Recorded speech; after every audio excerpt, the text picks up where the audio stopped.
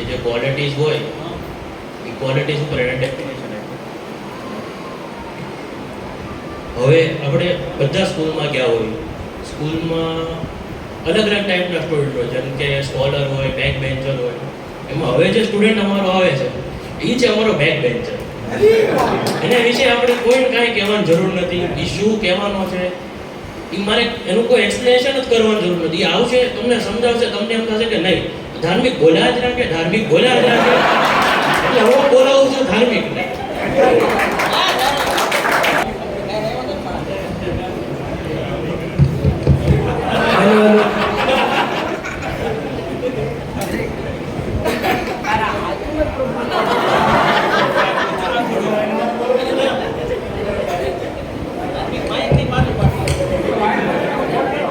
હરે કૃષ્ણ. હું ધાર્મિક ધામેલિયા અહીંયા સૌ પ્રથમ પરમ પ્રકાશ પ્રભુ ઘનસુંદર પ્રભુ અને અહીંયા ઉપસ્થિત સર્વ માતાજીઓ,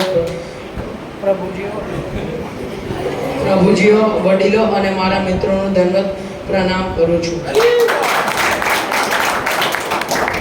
તો આજે આપણે 84 લાખ સ્પીસીઝ એટલે આપણા જે મનુષ્યથી જાનવર બનવી, પછી એથી લાઈક માછલીઓ બનવી, અલગ અલગ ટાઈપનું બધું એની બારેમાં આપણે વાત કરશું. તો પહેલાં આપણે શ્લોક જોઈએ. જલજીની 9 લક્ષણા લક્ષ્ય વિષમતા કૃમ્ય રુદ્ર સંખ્ય કા પક્ષિના 10 લક્ષણમ પ્રીતંશ લક્ષણા પાશવ ચતુર્લક્ષણા મનુષ્ય. એટલે આમાં એમ કે છે કે આપણી પાસે 9 લાખ એક્વેટિક સ્પીસીઝ હોય, 11 લાખ ઇન્સેક્ટ્સ હોય, અને 30 લાખ બીસ્ટ મતલબ એનિમલ્સ હોય, અને 20 લાખ પ્લાન્ટ ટ્રીઝ, અને 10 લાખ બર્ડ્સના હોય, અને 4 લાખ મનુષ્યના હોય. હવે આપણે એ 4 લાખમાંથી આપણે એક બન્યા છે. હવે એમ આપણે આટલું ધન્ય રહ્યો કે આપણે આટલા બધા મનુષ્ય, 4 લાખની મનુષ્ય, અને આટલા બધા 84 લાખ સ્પીસીસમાંથી આપણે એક છે. હવે ઘણા બધા એમ કે હું પક્ષી હોત તો કેટલો સારું, ખુલ્લા આસમાનમાં ઉડે ને એવું. પણ પક્ષી પાસે એવું કાંઈ છે જે તમારા પાસે નથી. લાઈક એની પાસે એવી કોઈ ફેસિલિટીઝ નથી જે તમારી પાસે છે. હવે આપણે આમાં એક એક્ઝામ્પલ લઈ લઈએ. એક ભરત કરીને એક રાજા હતા. એને ડિયર પ્રતિ આમ લગાવ હતો, લાઈક એને પાળતા ને એવું કરતા. જ્યારે મૃત્યુ થયું ને તો એનું મન એ ડિયરમાં રહી ગયું. તો પછી જ્યારે આગલો જન્મ મળ્યો ને તો એને ડિયરનો મળ્યો. પછી જ્યારે એ ડિયરનો બી એનો જન્મ ખતમ થયો તો એનું મન મનુષ્યમાં હતું. તે પાછા એના આગલા જન્મમાં છે ને મનુષ્ય બન્યા, અને એનું ભરત જળ બન્યું. લાઈક એનું નામ ભરતજન પ્રભુ જળ ભરત હતું. તો એમ જ તે આપણે લાઈક આટલી સાયકલ છે 84 લાખ સ્પીસીસની, જ્યાં બધી સાયકલમાંથી આપણે બધા ગુજરેલા છે અત્યાર સુધી, અને આગળ બી આપણે ગુજરવું પડશે. પણ એમાંથી હવે તમારે લોકો બહાર નીકળવું હોય તો તમે લોકો શું કરશો? કોઈને કાંઈ આઈડિયા છે? લાઈક ભગવદ્ ગીતા વાંચી હોય, લાઈક કાંઈ આઈડિયા છે? ઘણા બધા એવા હશે લાઈક વાંચેલી હશે, પણ આમ શરમ આવતી હોય કે નહીં એવું કાંઈક હશે. વાંધો નહીં, હું જો આયા બહુ બોલું છું. હું બોલું છું તો તમે બધા કેમ ન બોલી શકો? હમણાં મારા મોટા દાદા ઓફ થઈ ગયા. તો લાઈક મેં જોયું તો નહીં, પણ મેં સાંભળ્યું હતું કે જ્યારે એના પાણીડો થયું ને તો એક લાઈક કાગડો આવ્યો હતો એની પાસે, લાઈક જ્યાં પાણીડોનું થતું હતું ને ત્યાં. તો મમ્મીએ એમ કીધું કે જ્યારે એ જીવતા હતા ને મારા મોટા દાદા, તે એને કાગડાને બહુ લાઈક ખાવાનું આપ્યું ને એવું બધું કર્યું. તો જ્યારે પાણીડોમાં હતા ને તે એને એ કાગડો આવ્યો હતો. તો એમ કે એને મળવા આવ્યા હતા. હવે એમાં મને ખબર નહીં કેટલું સાચું છે કે પેલું આ મેં સાંભળ્યું છે. તો હવે આ 84 લાખ સ્પીસીસની જે સાયકલ હોય ને એમાંથી કઈ રીતે નીકળવાનું, કોઈ કાંઈ તો આઈડિયા છે થોડોક બી? હવે પ્રભુજી એટલો મસ્ત ક્લાસ રાખ્યો છે. 9 વાગે માં યાર તમે બધા નીચે આમ ન આવું લાગે આમ હવે પ્રભુજી બહુ બધું શીખવાડે છે. હું તમને કહું કઈ રીતે પ્રભુજીએ શીખવાડ્યું છે. પ્રભુજીએ એમ કીધું છે કે એ જે ભગવદ્ ગીતા એમ કીધું છે કે 84 લાખ સ્પીસીસની જે સાયકલ છે ને એમાં તમે નીકળવું ને તો તમારે ભગવાનની ભક્તિ કરવાની. હવે જો કે આ તો લાગતું નથી એવું કે સાયકલમાં કોઈ નીકળી શકશે. પ્રયાસ કરો તો નીકળી જશો. હવે એ સાયકલમાંથી નીકળે ને એ બહુ મોટું વાત છે. હવે સાયકલમાં નીકળવા માટે ને બહુ તપસ્યા કરવી પડે. કેમ ઓલા ભરત જે રાજા હતા ભરત રાજા કીધું ભરત રાજાએ છે ને બહુ એટલી તપસ્યા કરી હતી ભગવાનની કે સાયકલથી નીકળી શક્યા હતા. તો એ નીકળી શક્યા હતા તો આપણે કેમ ને આપણે બી નીકળશું એ સાયકલથી. હરે કૃષ્ણ.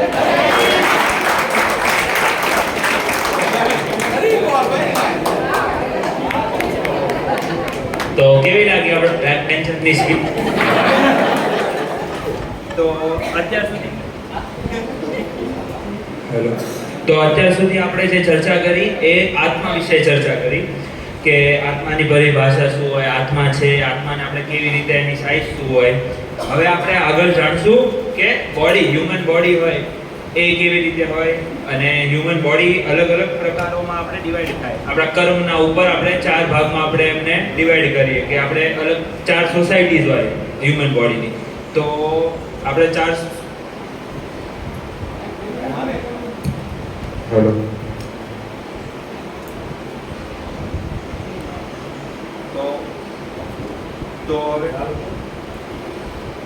હેલો તો હવે નેક્સ્ટ આવશે રુદ્ર માન્યા અને આપણને કહેશે કે મનુષ્યના 4 સોસાયટીઝ છે એ અને એમાં ઉપર એ ચર્ચા કરશે ડિટેલમાં.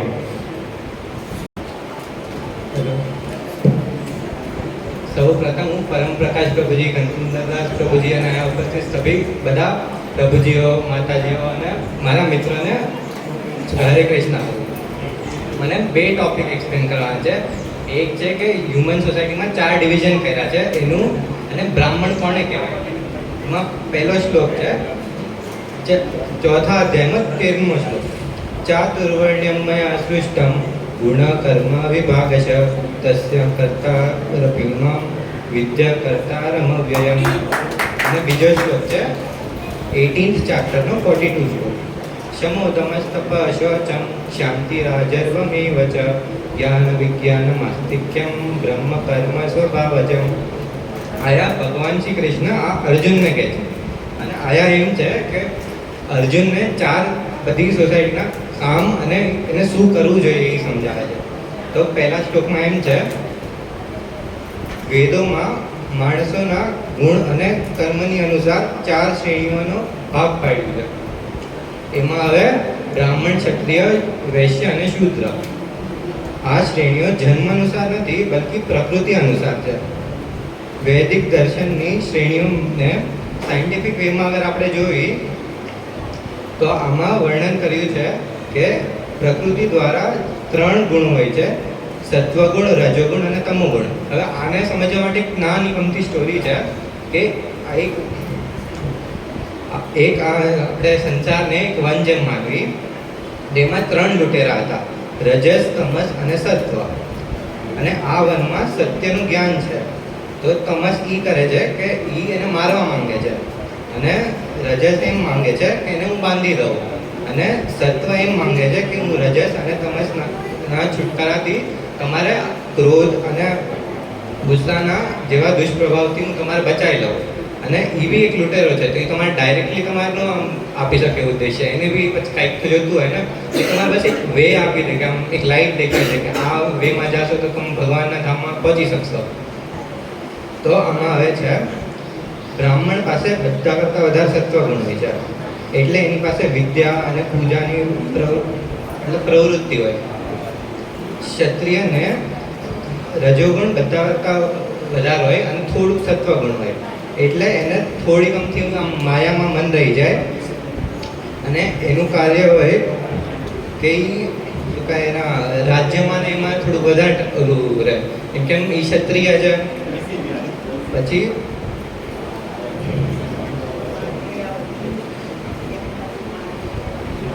વૈશ્ય હોય. વૈશ્યમાં રજોગુણ અને તમોગુણ બે 50-50% છે અમારી.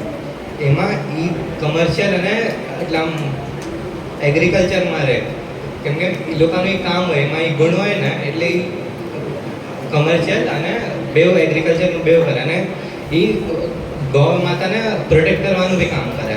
અને છેલ્લું આવે વૈશ્ય, નહીં સોરી શૂદ્ર. શૂદ્ર એ છે જેમાં બધા કરતાં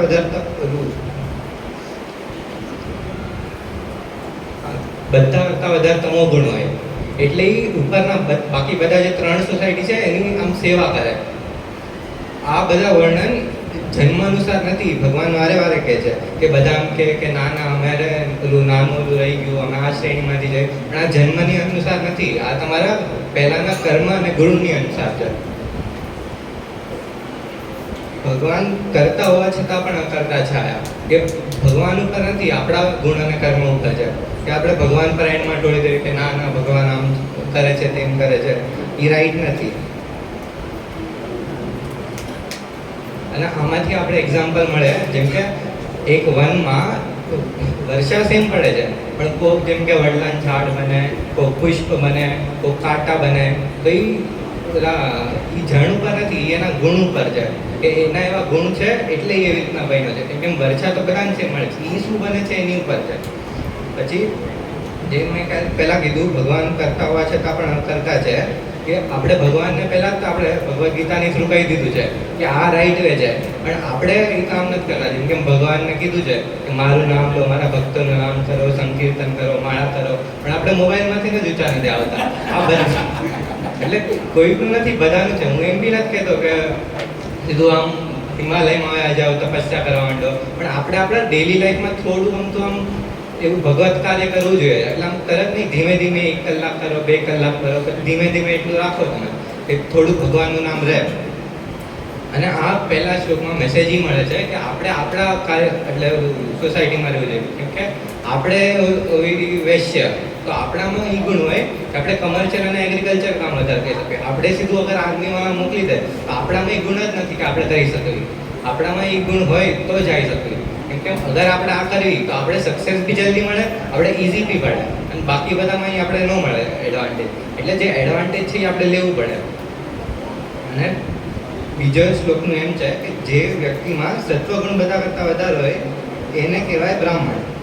એમનું મુખ્ય કાર્ય તપસ્યા કરવું, મનની શુદ્ધિ માટે અભ્યાસ કરવું, ભક્તિ કરવી અને બીજાને પ્રેરિત કરવું. એટલે બ્રાહ્મણના સહનશીલતા, વિનમ્રતા અને આધ્યાત્મિકતા એક્સપેક્ટેડ હોય, કે એ શાંત હશે, તરત ગુસ્સો નહીં થઈ જશે, એ બીજાને માફ કરવા દેવાની પેલી કેપેસિટી હોવી પડે, એને આપણે બ્રાહ્મણ કહી શકીએ. એટલે એની પાસે શિક્ષા, જ્ઞાન ને બધું હોય, કેમ કે એને બધા વેદોનું પહેલાંથી જ્ઞાન લીધેલું છે. એટલે ક્યારેક આપણે બી અગર પ્રોબ્લેમ આવે તો આપણે કોઈ બી બ્રાહ્મણ કે સંત પાસે આવવું જોઈએ, પ્રભુજી પાસે આવવું પડે, કે પ્રોબ્લેમ એ લોકોને પહેલાંથી બધું જ્ઞાન લીધેલું છે, એટલે એની પાસે ઇઝી સોલ્યુશન આપણે મળી જાય. હરે કૃષ્ણ. તો રુદ્રએ આપણને કીધું કે આપણે 4 સોસાયટીઝમાં આપણે ડિવાઇડેડ હોઈએ, બ્રાહ્મણ, વૈશ્ય, શૂદ્ર, ક્ષત્રિય. તો અને એને બ્રાહ્મણ વિશે ચર્ચા કરી.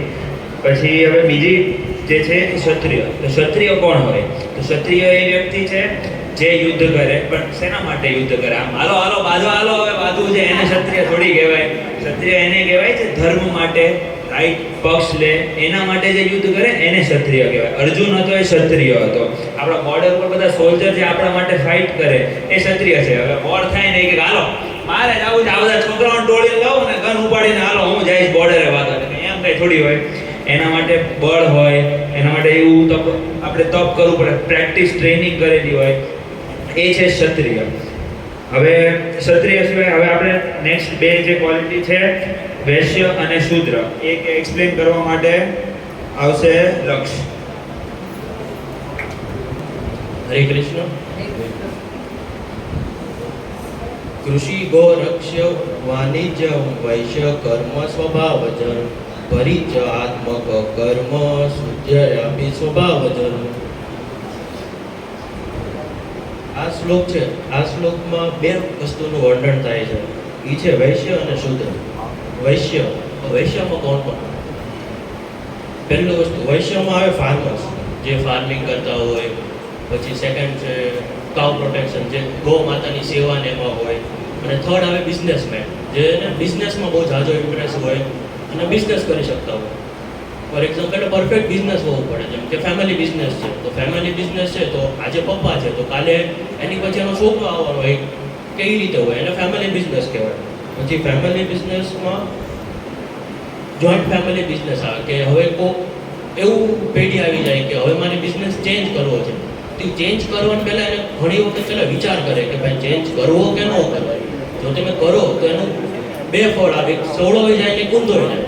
એટલે એ જે બી છે એ લોકો વિચારી કરે.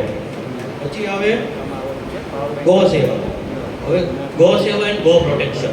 ગૌ સેવા જે વસ્તુ છે એ છે ગાયોની સેવા કરવાની. હવે આપણી પાસે હમણાં મુંબઈમાં રહીને એવું કોઈ ટાઈમ નથી કે આપણે જઈએ, તો આપણે એવી રીતે કરી શકીએ. આજકાલ ઓનલાઈનની ફેસિલિટી છે, તો આપણે ગૌ સેવામાં દાન કરી શકીએ. આપણે ભલે જઈ ન શકીએ પણ દાન તો અહીંયા બેઠા બેઠા કરી શકીએ. અને એમાં બી બે ટાઈપનું હોય. ફોર એક્ઝામ્પલ આપણે અહીંયા દેરાસર પાસે ઓલા આંટી બેસે છે જે ગાય રાખે છે, તો ત્યાં હું જ ગયો હતો એક્ઝામ વખતે. મેં આંટીને પૂછ્યું, મેં કીધું તમારે થાય કે કેમ તમે એટલા બધા લાડવા બનાવો છો તો તમારે વેચાય જાય? એ કે આ એક ટોપલી છે, જ્યારે એ કે 10મા 12માની એક્ઝામ હોય ત્યારે અમારે 2 ટોપલી ઉપડી જાય. એટલે એ કે એ બધાનો સ્વાર્થનો ગૌ સેવા કરે છે. એ કહેવાય ગૌ સેવા, પણ એને આપણે ગૌ સેવા કેવી કે ન કેવી હવે આપણે નિર્ણય કરવાનો. કે એ સ્વાર્થની વસ્તુ છે, કે સ્વાર્થ માટે ગૌ સેવા કરે છે. બાકી રેગ્યુલર તમે એમ કહો કે રોજ જાવી, તો રોજ આવવાવાળી કે અમારી પાસે બહુ ઓછા હોય, પણ એક અમારે મેન એ જે હોય એક્ઝામ વખતે જાજા અમારી પાસે એ રીતના હોય. પછી એમાં છે શૂદ્ર, વૈશ્ય અને શૂદ્ર. હવે શૂદ્ર, તો શૂદ્રમાં આવે બ્રાહ્મણ, ક્ષત્રિય અને વૈશ્ય, આ ત્રણેયની સેવા જે કરે એ શૂદ્ર છે. જેમ કે શૂદ્ર કોને કહેવાય? For example lower caste. Lower caste એટલે આપણે બધા દાદા ખેતીવાડી કરે, પણ દાદા પોતે ખેતીવાડી ન કરતા, એ લોકો ભાગ્ય રાખ્યા હોય. એ ભાગ્ય જે છે એ જે મેઇન એક્ઝામ્પલ છે શૂદ્રનું એક્ઝામ્પલ જે આપણે કેવી ભાગ્ય છે કે જે મહેનત ફૂલ કરી શકે, પણ એ લોકો પાસે બિઝનેસ કરવાની એબિલિટી ન હોય, કેપેબિલિટી. કે આપણે છે આપણે બિઝનેસ કરી શકીએ, આપણી પાસે બિઝનેસ કરવાની ખૂબ કેપેસિટી છે, પણ એ લોકો એના તો ભણેલા ન હોય અને એ લોકો મહેનત ફૂલ કરી કે એ લોકો મહેનત કરીને. એટલે એવું નથી કે આપણે એ લોકો બિઝનેસ નથી કરી શકતા, દેટ મીન્સ કે એ લોકો આપણી સેવા કરે છે, એની બી આપણે રિસ્પેક્ટ કરવી પડે અને આપણે એની સેવા બી કરવી પડે. કેમ કે છેલ્લે એ રડાવે તો આપણને જ છે, આપણે રડવા જઈએ છીએ નો ડાઉટ, પણ આપણને જે રડાવાળા માણસો છે એ બધા લેબરર્સ જ હોય. કે બિલ્ડિંગ બનાવે છે તો બિલ્ડિંગનો બી એક લેબર હોય, તો એ જે વ્યક્તિનો એ લોકો બધા એ શૂદ્રસની કેટેગરીમાં આવે. અને બિઝનેસમેન જે કહેવાય એ બિઝનેસમેન આપણે વૈશ્યમાં આવે, અને જે લેબર વર્ક કહેવાય એ આપણો શૂદ્રમાં આવે. હરે તો આપણને લક્ષ્ય સારી રીતે કીધું કે આપણે કંઈક વૈશ્ય છીએ, આપણી રિસ્પોન્સિબિલિટી શું બને. પછી આપણે બાકી 3 કાસ્ટના પણ જોયો કે એ લોકોની રિસ્પોન્સિબિલિટી શું બને, એ લોકોની જે ધર્મ હોય એ નિભાવવા માટે. પછી હવે નેક્સ્ટ છે કે આપણી બોડી જે છે એમાં સોલને આપણે વાત તો કરી કે સોલ ને એવું બધું છે, પણ એ જ્યારે છોડે આપણી બોડીને તો એ કઈ રીતે છોડે છે એ આપણને હવે એક્સપ્લેન કરશે જયજી.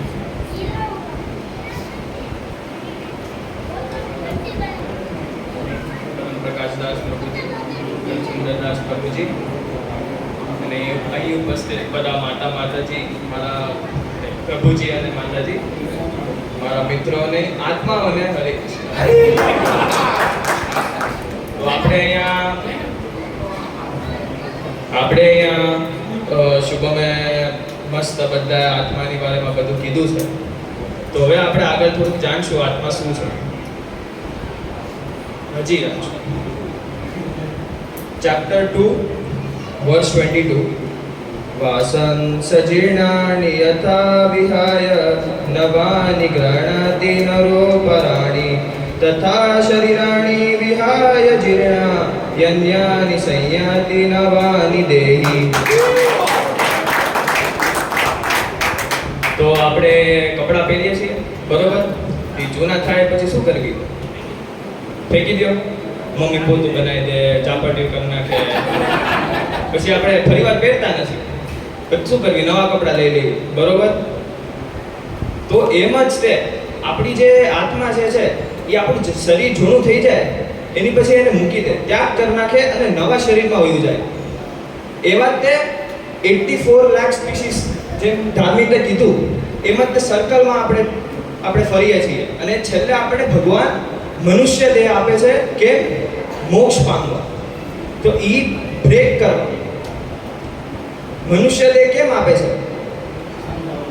કેમ કે આપણી પાસે એટલી બુદ્ધિ છે કે આપણે ભગવાનને ઓળખીએ, બરોબર? હવે આપણે અત્યારે આપણી કરંટ સ્થિતિ જાણી લેવી કેમ છે આપણો અને ભગવાનનો રિલેશનશિપ. વેદોમાં મસ્ત એક્ઝામ્પલ આપ્યો છે. બે બર્ડ હતા, પક્ષી, બે ફ્રેન્ડ એક ઝાડ પર બેઠા છે. એક પક્ષી જે છે એ ઝાડ ફ્રૂટ્સ, છાવ, પછી રહેવાનું છે એને નેસ્ટ એ બધું આપે છે. તો એ એક પક્ષી એનો એન્જોય કરી રહ્યો છે, જે મટીરિયલ વર્લ્ડ છે એ એન્જોય કરી રહ્યો છે અને બાજુમાં જે પક્ષી છે એ એને જોઈ રહ્યો છે, વિટનેસિંગ ધ સીન, એટલે ખાલી જોવે છે, ઓબ્ઝર્વ કરે છે. બેમાં ક્વોલિટી સેમ જ છે, બે ક્વોલિટી સેમ છે, કાંઈ ફરક નથી. પણ એક બંધાયેલો છે અને એક એને જોવે છે. તો આપણે કોણ છીએ એમાં? બંધાયેલા છે, બરોબર? અને આપણી બાજુમાં કોણ છે? કૃષ્ણ ભગવાન, બરોબર? એમ જ તે અર્જુન જે છે એ ઈટિંગ બર્ડ છે, એ બધું મટીરિયલ વર્લ્ડનો એ બંધાયેલો છે અને જે કૃષ્ણ ભગવાન છે એને ગાઈડ કરે છે અને જોવે છે ખાલી. તો આપણે આમાંથી મુક્ત કેમ થવું? એનો એક શ્લોક છે. સમાને વૃક્ષે પુરુષો નિમગ્નો નિશયા સોચતી મૂયમના જુષ્ટમ યદા પાશ્યાતમ ઈસમ અસ્ય મહિમાના ઇતિ વિતશોક. છતાંય બે વર્ડ સોલ, બે વર્ડ જે છે આત્મા અને પરમાત્મા એ બાજુમાં બેઠા છે, તો બી એક જે છે એ બંધાયેલો છે, બરોબર? તો હવે એના મટીરિયલ વર્લ્ડમાં એ મગ્ન છે. અગર કોઈ બી રીતે, કોઈ બી વેમાં અગર એ બાજુમાં એક વખત જોઈ લે, મોક્ષ થઈ જાય. મોક્ષ થઈ જાય. ખાલી એક વખત એને બાજુમાં જોવાનું છે અને એને સમજવાનું છે કે મારી બાજુમાં ભગવાન બેઠો છે, અને અગર એની મહિમા સમજી જાય છે તો એને મોક્ષ મળી જાય છે. આપણે બધાને ઈ જ કરવાનું છે. બાજુમાં ભગવાન બેઠો છે એને ઓળખો તો મોક્ષ મળે આપણને. એમ જ તે અત્યારે અર્જુન સરેન્ડર કરી રહ્યો છે ભગવાનને. એ જોઈ રહ્યો છે ભગવાનને, ભગવાનની મહિમા સમજી રહ્યો છે અને એ હવે ઈચ્છે છે કે ભગવાન મને કંઈક હવે આગળ કે ભગવદ્ ગીતાનું જ્ઞાન આપે, મને ગાઈડ કરે. એમાં પછી ભગવાન કૃષ્ણ ભગવાન હજી અર્જુનને સમજાવે છે કે જો અર્જુન, તું અહીંયા યુદ્ધ કરવા આવ્યો છો, તે તારું ધનુષ મૂકી દીધું છે, તો તું સામે જો, તાર સામે ભીષ્મ પિતા છે, ગુરુ દ્રોણ છે, આ બધા કોણ છે? આ બધા બોડી છે, સોલ. આ બોડી છે, બોડી તો નાશવાન છે. આ બધાને તું મારીશ તો એ બધાને મોક્ષ મળશે, એ લોકોને નવી બોડી મળશે, કાં તો એ લોકો મારી પાસે આવી જશે. તારે તું મૂંઝામાં, તું પાપમાં નહીં પડ. એ જ મારે કહેવાનું હતું કે આપણે ભગવાનને ઓળખો, ભગવાન જે આપણને રાહ આપે છે એ રાહ પર ચાલો તો આપણને જરૂર મોક્ષ મળશે.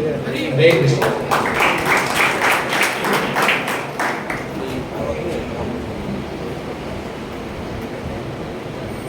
તો અહીંયા આપણને જૈનામે સમજાવ્યું કે સોલ જે છે, જે આપણી આત્મા, એ એક બોડીથી બીજી બોડીમાં જાય છે. હવે એ સોલનો વિનાશ થાય કે નહીં એ સમજાવવા અમારા ક્લાસના હજી એક સ્ટુડન્ટ આવે છે. એ સ્ટુડન્ટ છે અમારા મોનિટર કહો કે આપણે ઇવેન્ટ મેનેજમેન્ટ કહો, સ્કૂલ કોલેજમાં ગમે એમાં એવા અમારા મોનિટર છે. તેની માટે આપણે ભાવેશભાઈને બોલાવીએ.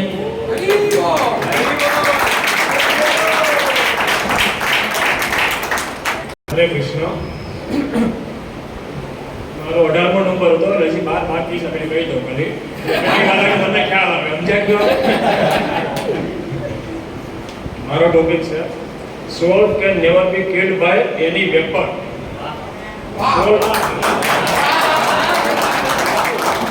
સોલ એટલે કે આત્મા. આટલું સમજતા મારા 3 મંગાવવા લાગ્યા. કારણ કે આપણે અહીંયા ગુજરાતી મીડિયમ વાળા અને આ બધા રહ્યા અંગ્રેજી મીડિયમ વાળા. અને હમણાં અમારો ક્લાસ 90% ઇંગ્લિશ ઉપર હાલે છે. અહીંયા આપણે ગુજરાતી હાલે છે, પછી આ 90% ક્લાસ આ જામની પ્રતાપે પ્રભુજીના જામનું શીખવાડે અને ઇંગ્લિશમાં જ હાલે છે.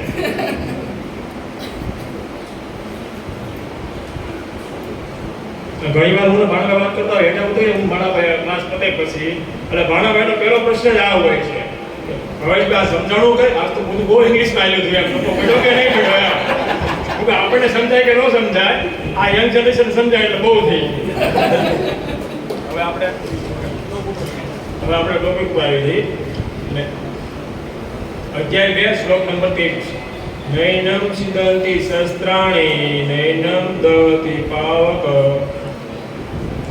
ન સૈનમ ક્લૈદ્યમ ત્યાપો ન શોષ્યતિ મારુત અર્થાત આ આત્માને કોઈ પણ શસ્ત્રથી છેડી શકાતો નથી કે હણી શકાતો નથી અગ્નિથી બારી શકાતો નથી કે પવનથી સૂકવી શકાતો નથી કે પાણીથી ભીજી શકાતો નથી આ શ્લોક આ શબ્દ કૃષ્ણ ભગવાન અર્જુનને કરી રહ્યા છે કારણ કે યુદ્ધના મેદાનમાં જ્યારે સામે પક્ષે પોતાના જ દાદા ગુરુ ભાઈઓ સગા સંબંધીઓ મિત્રોને જોવે છે ત્યારે તેના મનમાં અનેક પ્રકારના સારા નરસા વિચાર આવવા લાગે છે કે આ લોકોને અડીને જે રાજ્યને મળશે એ શું કામનું વગેરે વગેરે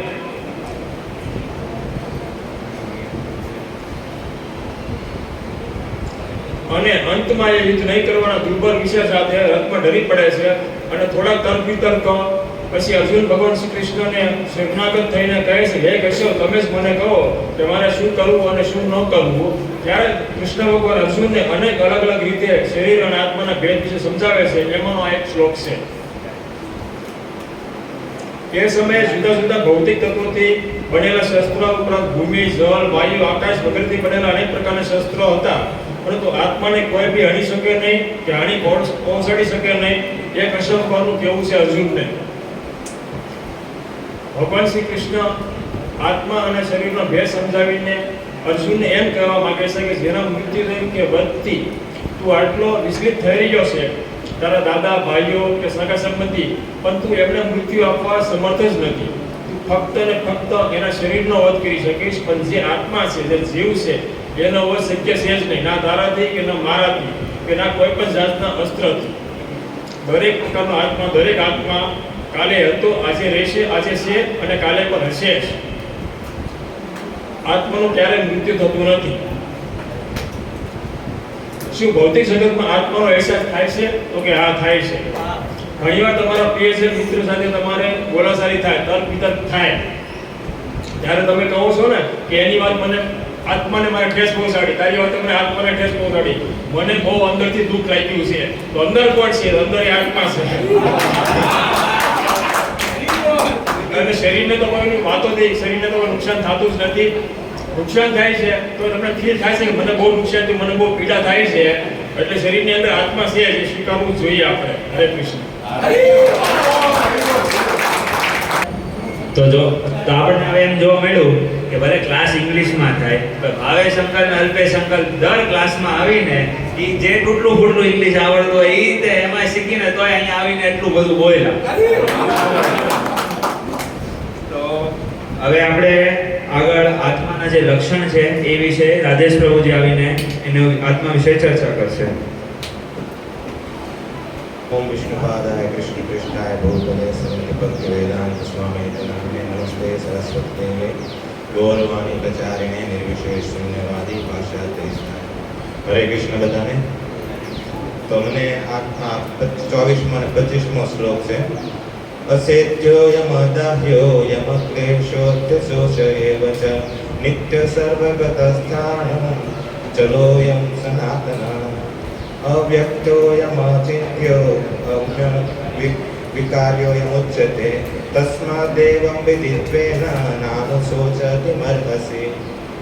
અહીંયા ભગવાન આ શ્લોકમાં આત્માની જે વિશિષ્ટતા છે એમાં જે ગુણ છે જે કહે છે કે અસત્ય કે આત્માને કોઈ છિદ્ર પાડી ન શકે આત્મા એટલો સૂક્ષ્મ છે કે એને બે ભાગ કોઈ ન કરી શકે અને બીજું છે અદાહ્ય આત્માને કોઈ સળગાવી ન શકે આ સંસારમાં શરીર આપે છે ભગવાન બધાને પૃથ્વી અગ્નિ જળ વાયુ આકાશમાં બધે તે શરીર છે અગ્નિમાં તે અમુક એવા શરીરો છે જે છે શરીરને નથી સળગાવી શકતા તો આત્માને તો સળગાવવો અશક્ય છે પછી ભગવાન કહે છે કે અક્લેદ્ય, આત્માને કોઈ પદાર્થ દ્વારા ઓગાળી ન શકાય. અને પછી છે અશોચ્ય, આત્માને કોઈ સૂકવી ન શકે. અડાડી કોઈ હાથ જ નથી અડાડી શકતો, ગમે એમ કરે ને તોય આત્માને કોઈ ભૌતિક વસ્તુથી આત્માને કોઈ પણ અસર થતી નથી. પછી છે અપરિવર્તનશીલ, આત્માનું કોઈ પણ જાતનું પરિવર્તન થતું નથી. આપણે બધા જ્યાં સંસાર થયું ત્યારના તે જો કહે છે ને છોકરા બધા એક સમજાવ્યું ને કે 84 યોનિમાં ફરફર કરવી છે. આત્મા એનો એ છે, શરીર નકરા ફરફર કરે છે, પણ આત્મામાં કોઈ પણ જાતનું પરિવર્તન થતું નથી. પછી છે અવ્યક્ત, આત્મા ને કોઈ જોઈ શકતું નથી. જોઈ આપણી ઇન્દ્રિયો તો અપૂર્ણ છે. આપણી ઇન્દ્રિયો ત્યાંથી આ બિલ્ડિંગ પાછળ શું થતું એ નથી જોઈ શકતા, કે પાછળ તે અંતે 45 વર્ષ પછી બેતાળ આવી જાય તો ચશ્મા લગાડવા પડે છે. તો આપણી ઇન્દ્રિયો છે આપણે જોઈ નથી શકવાના તે, પણ એ ચિન્મય ઇન્દ્રિયોથી જેને જોઈ શકાય છે. પછી છે અચિંત્ય, અકલ્પનીય, આપણી કલ્પનાથી બહુ આત્મા વિશેષ છે, આપણી કલ્પનાની બહારની વસ્તુ છે. તો અહીંયા ભગવાન આત્મા વિશે કહે છે કે આ આટલા એટલા એટલા તારા ગુણ છે. તો અને પછી ભગવાન એમ કહે છે કે તું ભાઈ નિત્ય છો, સર્વગત છો અને સનાતન છો. અહીંયા તું હંમેશા માટે શાશ્વત છો. તો ભગવાન આવું શું કામ એને કહે છે અર્જુનને કે ભાઈ આત્મામાં એટલા એટલા એટલા ઓલા છે. તો ભગવાન એ બતાવવા માંગે છે કે અર્જુન તું જો છે એ મારો દાસ છો, શાશ્વત તું મારો જ તે છો. એ બતાવવા માંગે છે કે આત્મા છે એ મારો અંશ છે અને હંમેશા કે મારા સેવામાં લાગેલો રહેવો પડે.